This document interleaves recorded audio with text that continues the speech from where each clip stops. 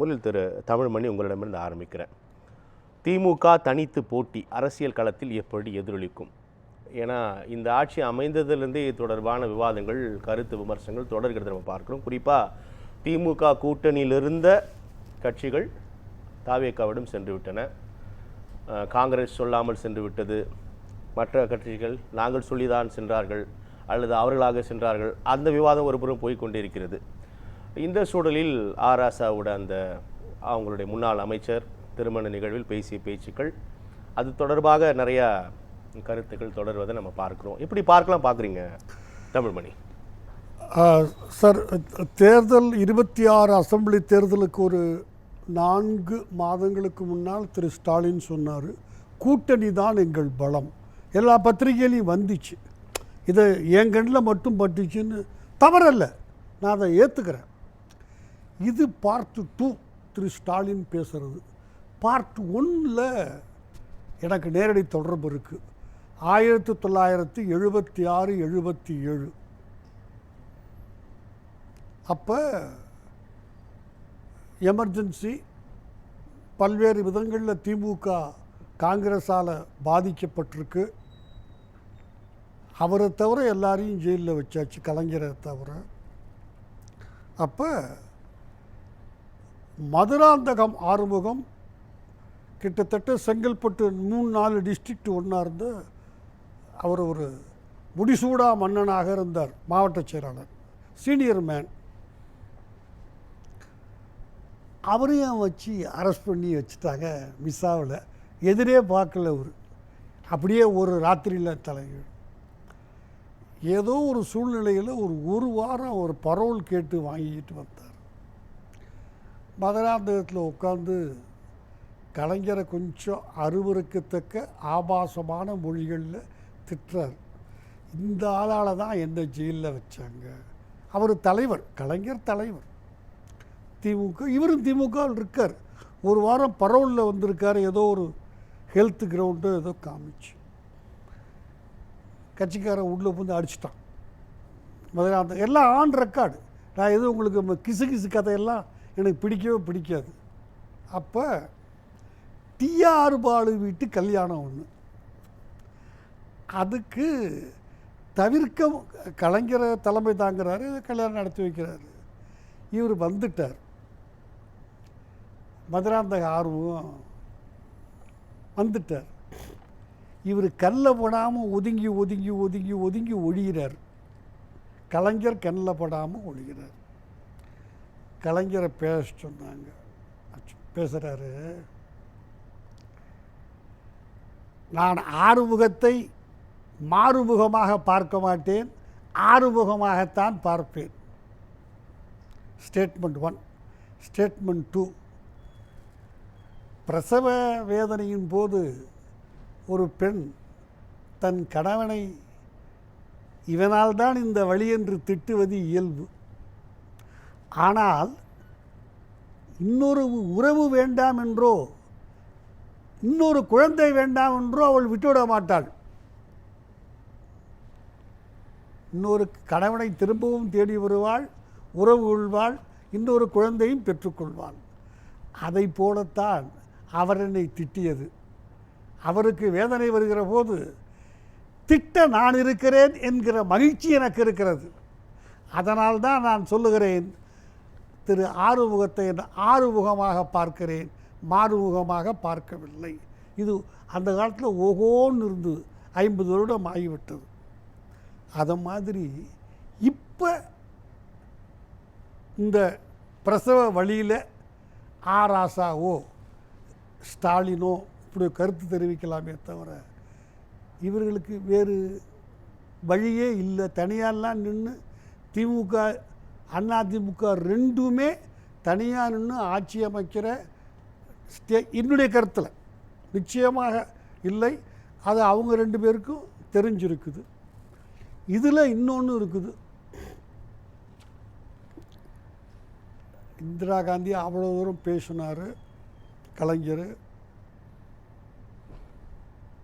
அந்த அம்மாவை பாலாஜா ரோட்டில் அவரே வர்றார், போஸ்ட் ஓட்டுறேன்னு எல்லாருக்கும் தெரியும். இது போலீஸ் சுத்திச்சு. கூட இருந்தவர்களில் முக்கியமானவர் முரசொலி செல்வம். அவர் கடைசி வரைக்கும் சொல்லிக்கிட்டு இருந்தார், இறந்து போகிற வரைக்கும். ஆனால் எமர்ஜென்சி யாரும் இறங்கி போய் போஸ்ட் ஓட்ட மாட்டேங்கிறான். இவர் தஞ்சை மாவட்டத்தில் உபயோகப்படுத்தப்படுகிற ஒரு வார்த்தையை சொல்லி இந்திரா காந்தி அர்ச்சனை செய்துவிட்டு இவர் எடுத்துக்கொண்டு 2 போய் இவரே ஓட்டினார். நான் இருந்தேன் பக்கத்தில், கலைஞர் ஓட்டினார். அந்த வார்த்தையெல்லாம் அவசியம் இல்லை. அவ்வளவு கடுமையான தஞ்சை மாவட்டத்தில் மட்டுமே தெரிந்த அந்த வார்த்தை, ஒரு பெண்ணை பற்றி தகாத வார்த்தை. ஆட்சி ஜனதா கூட கூட்டு வச்சாங்க, ஜனதா தோற்று போச்சு. இவர் சொல்கிறாரு, நேருவின் மகளே வருக, நிலையான ஆட்சியை தருக. ஸோ ஸ்டாலின் பார்ட் 2, நான் பார்ட் 1 பார்த்துட்டேன். தயவு செஞ்சு நீங்கள் புரிஞ்சுக்கணும். ஏன் சமீபத்தில் 2023 செப்டம்பரில் என்ன சொன்னார் எடப்பாடி? பாஜகவோடு ஒட்டும் இல்லை, உறவும் இல்லை. என்ன ஆச்சு? ஒரு 1.5 வருஷம் கூட அது தாக்கு பிடிக்க முடியலை. இவர் என்ன சொன்னார் இப்போ டிடிவி? நான் இவரோட கூட்டு வச்சு இபிஎஸ்ஸுக்கு அவரை எதிர்த்ததுன்னு தனி கட்சி ஆரம்பித்து நான் வெளியவே போனேன். அவர் முதலமைச்சர்னு நான் ஓட்டு கேட்பேனா? நிச்சயமாக இல்லை. அறிக்கையே விட்டார் பேப்பரில். அவர் கூட நின்று ஒரு சீட்டு, அந்த ஒரு சீட்டு கட்சியை விட்டு போயிடுச்சு. எனவே இதெல்லாம் அவர்கள் ஏதோ பேச வேண்டிய சூழ்நிலையில் பேசுவார்களே தவிர மற்றபடி வாய்ப்பே இல்லை என்று அரசியல் இதெல்லாம் ரொம்ப சாதாரணமாப்பா அப்படின்னு அன்னைய வழி பார்க்கலாம்னு புரிஞ்சுக்கலாம். அன்னைய வலிக்கு இன்னைக்கு கால் வலிக்குது, நாளைக்கு கை வலிக்கும். அதனால் அப்படித்தானே தவிர இன்றைக்கும் கூட சிபிஎம் எல்லாம் ஸ்டாலினை விட்டு கொடுக்கல. சட்டசபையில் முதலமைச்சர் பேசுறது தப்புன்னு தைரியமாக சொல்கிறாங்க. எப்போதும் ஜெயிக்கக்குள்ளே 50 பேர் நிற்பான். அரசியல் மட்டும் இல்லை சார், தோக்கக்குள்ள 50 பேர். காட்சிகள் மாறும், தமிழக அரசியல் களம் கண்டிராத ஒன்றல்ல அப்படின்னு நீங்க சொல்லி நான் மிக சரியா புரிஞ்சுக்கிறேன். எல்லா கட்சிகளும் தனியா நிற்கவே முடியாதுன்னு நான் சொல்றேன். ஃபைன். ஆனா காட்சிகள் மாறும், யாரும் யாரோடு வேண்டுமென்றாலும் கூட்டணி மாறலாம். அது இபிஎஸ் அழகா சொன்னார்ல சார். அப்போ ஆராசாவோட பேச்சின் பின்னணியும் அதை எப்படி புரிஞ்சுக்கலாம்னு நான் கேட்கிறேன் சார். முதலமைச்சர் அதற்கு முன்னாள் முதலமைச்சர் அதுக்கு பெருசா மறுப்பு தெரிவிக்காததையும் நம்ம பார்க்கிறோம். ஆராசாவுடைய தலைவர் கலைஞர் சொன்னதே, அதான் சொல்றேன், கலைஞர் சொன்னதே சொன்னார். என்ன ஆச்சு? இது இவங்களை பொறுத்த வரைக்கும் அந்த 2 எம்எல்ஏல ஒரு எம்எல்ஏ திமுகவுக்கு போயிட்டு அறிக்கை விட்டார். மதிமுகவில் செந்தமிழ் செல்வனும் ஒன்று சீர்காழி. அதனால் அந்த அளவுக்கு திமுக மனசு உடைஞ்சு போயிட வேண்டிய அவசியமில்லை. அவங்க தனியாக நின்னா ஜெயிப்பதற்கான எந்த வாய்ப்பும் இல்லை. ராசா ஏதோ அறிக்கை விட்டுருக்கிறாரே தவிர இன்னொரு அறிக்கை கூட கொஞ்ச காலத்துக்கு முதல்ல விட்டார் அவர். அது பெரிய பேசு பொருளானது. கலைஞரை யாரையும் பார்க்க விடாமல் தடுத்தீங்க. அதுக்கு ஆனால் யாரும் பதில் சொல்லலை. உங்களுக்கு தெரியும் நினைக்கிறேன்னா, அதையும் நான் உண்மையான ஏற்றுக்கல. அவருக்கு ஏதோ ஒரு அவசியம் இருந்து சொன்னார். இதுவும் அப்படித்தான். எனவே வாய்ப்பே இல்லை. இன்றைய தேதியில் அது உங்களுக்கு உபயோகப்படலாம்.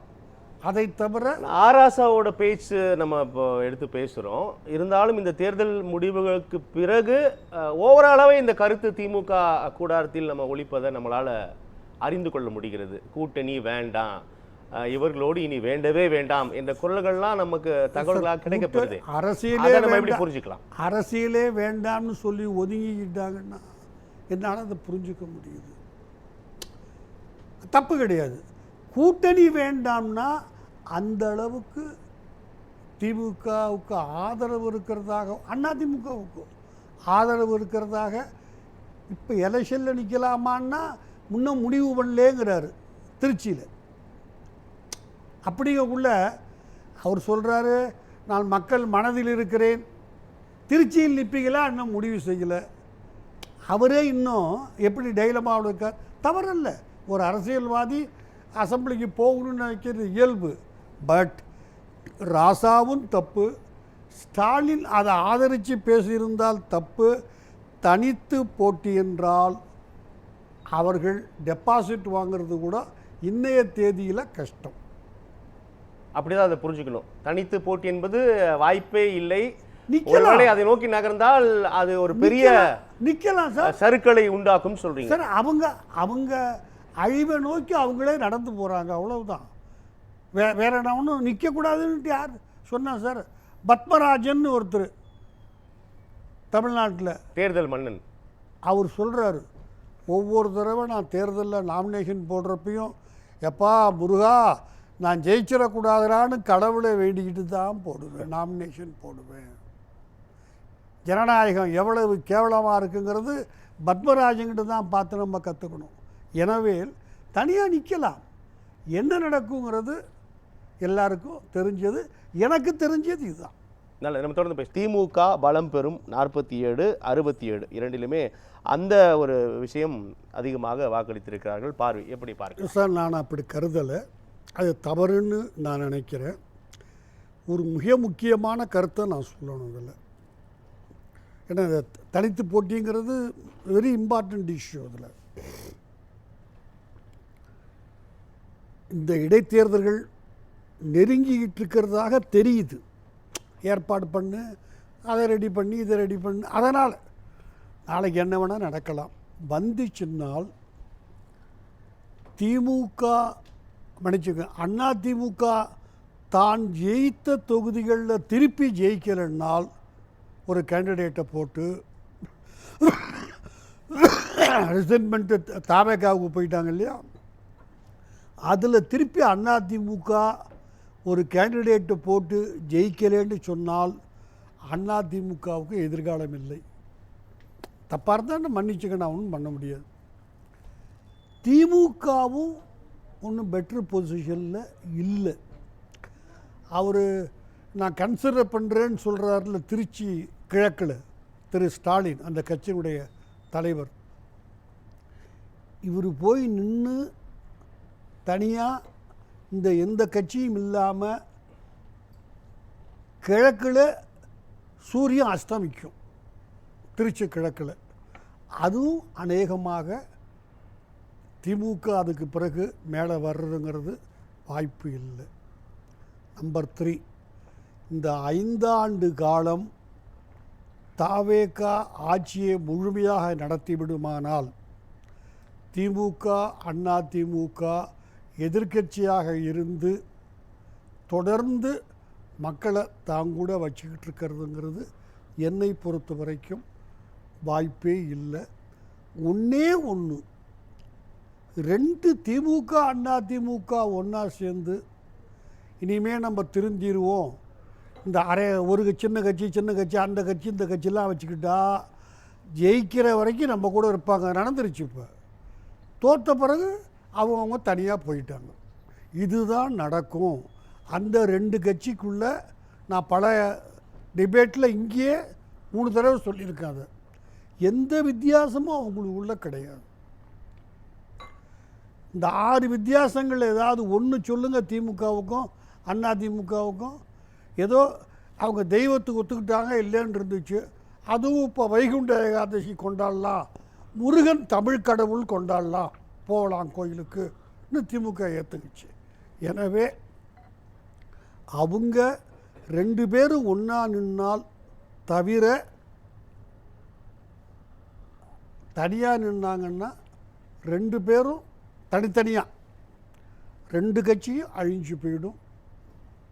தாவேக்கா 5 ஆண்டு காலம் முடிச்சிருச்சுன்னா சக்ஸஸ்ஃபுல்லாக அடுத்த பீரியடு அவங்க தான் வருவாங்க. ஆனால் திமுக பலம் பெறும் என்பதற்கு மக்கள் அதிக கருத்துக்களை பதிவிட்டிருக்கிறத நம்ம பார்க்குறோம்.